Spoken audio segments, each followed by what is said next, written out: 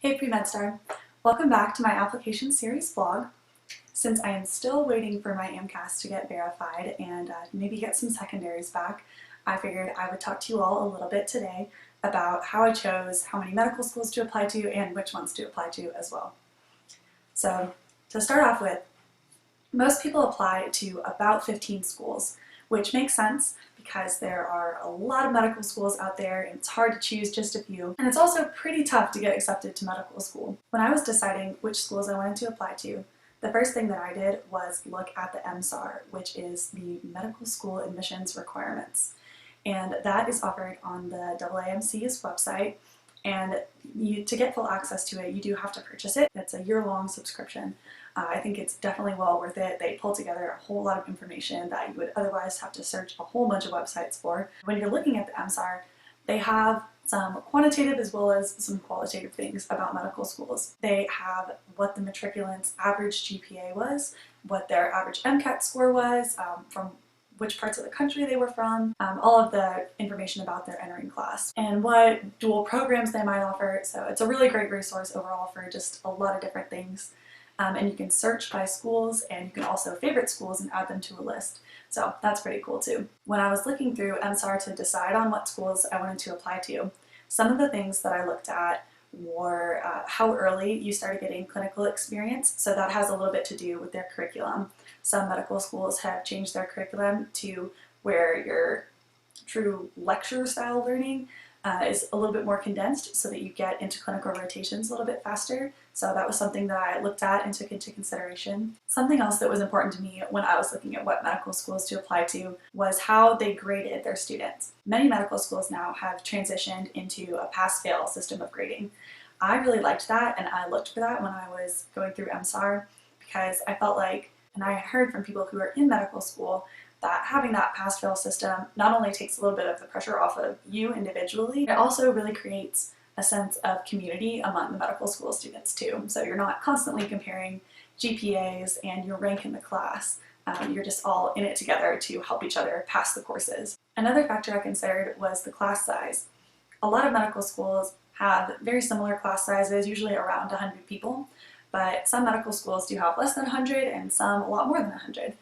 So that certainly wasn't a make or break thing for me, but it was something that I took into account, definitely. If you have a smaller class, then you're likely to get more familiar with your professors and probably closer with your class as well. I also thought about where in the country I might want to go. You're going to be spending 4 years at whatever medical school you end up at, so it probably is a good idea for you to like the city or the area of the country that that medical school is going to be in. So I've been all over the country for school and for my internships, and I've really loved pretty much every place that I've gone, so I wasn't very restricted in what geographic area I wanted to explore, but I definitely did think about where the medical schools were located and thought about the kind of things that I would want to do when I was not necessarily in school. I'm definitely a person who loves nature and the outdoors, so I wanted lots of fun things to be able to do, and I also do like some fun city things as well. Another thing you might think about when you're deciding which medical schools to apply to is whether or not the school you're looking at has dual degree programs. If you're somebody who's interested in an MD PhD route, you want to make sure that the school you're looking at has that option. And looking at all of that logistical stuff, I would go through and favorite the schools that I liked on MSAR to help me keep track of the ones that I had gone through. It's great to have them in one saved location. And along with that, I also built my own spreadsheet just so that I could see very easily and compare schools. The spreadsheet was also helpful for me because I could kind of move schools up and down on my list of where I might want to apply to. So schools that I definitely wanted to be some of my top choices, I could move up on my spreadsheet, and those that I was still thinking about, I could maybe move a little bit lower. PreMedStar also has a great feature where you can go check out some medical schools and look at some videos that they've put up of their admissions officers and students and just what it's like to be on campus and what their school is all about. And the great thing about PreMedStar too is that schools can interact with you on the website. So if you favorite a school, then they can definitely communicate with you and you can see the different things that they're posting too. It's an awesome feature that you should certainly check out. Once I had looked at all of the stats and logistical things about schools that I might want to apply to, I then went to their website, and one of the most important things that I looked at was the mission statement of each school.